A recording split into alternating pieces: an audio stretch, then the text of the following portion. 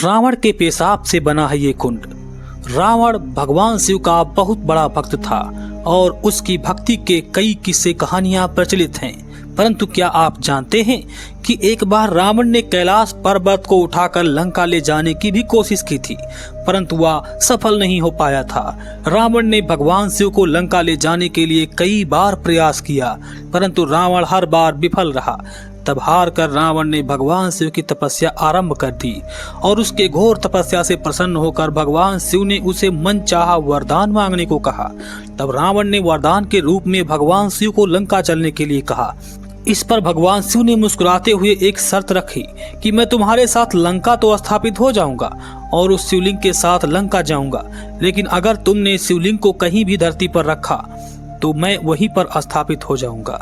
रावण को अपने ज्ञान और ताकत पर बहुत अहंकार था, इसलिए उसने शिव जी की शर्त को स्वीकार कर लिया और शिवलिंग को लेकर लंका की ओर चल पड़ा।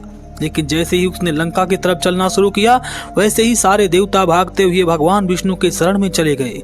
सारी कहानी बताई और रावण को शिवलिंग ले जाकर लंका ले जाने के लिए रोकने का निवेदन किया।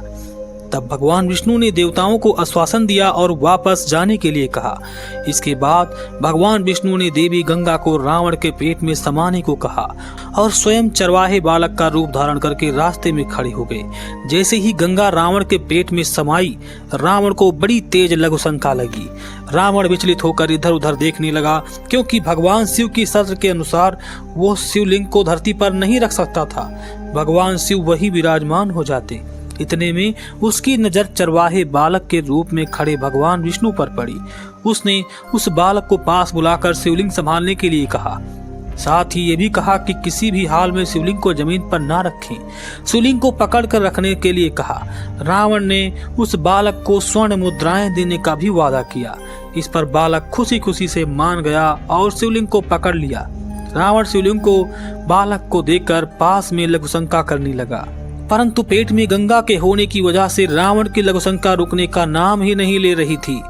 भगवान विष्णु ने रावण को बहुत देर लगा दिया और वो वहीं पर अपना साधारण वेश बनाकर, उनका मकसद पूरा हो चुका था, इसलिए शिवलिंग को धरती पर रखकर चले गए।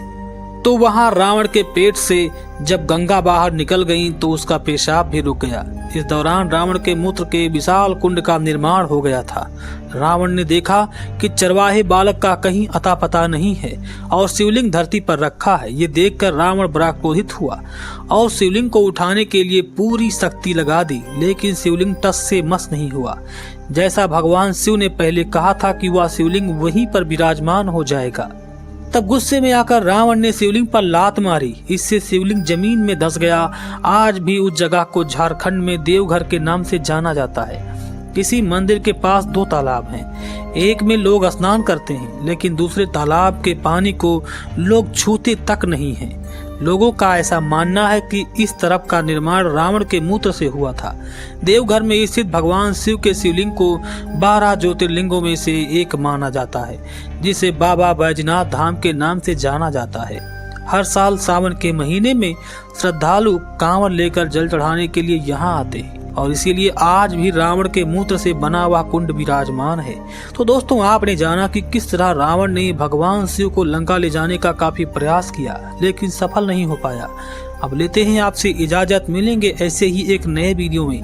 तब तक के लिए कमेंट में ओम नमः शिवाय जरूर लिखें। ओम नमः शिवाय।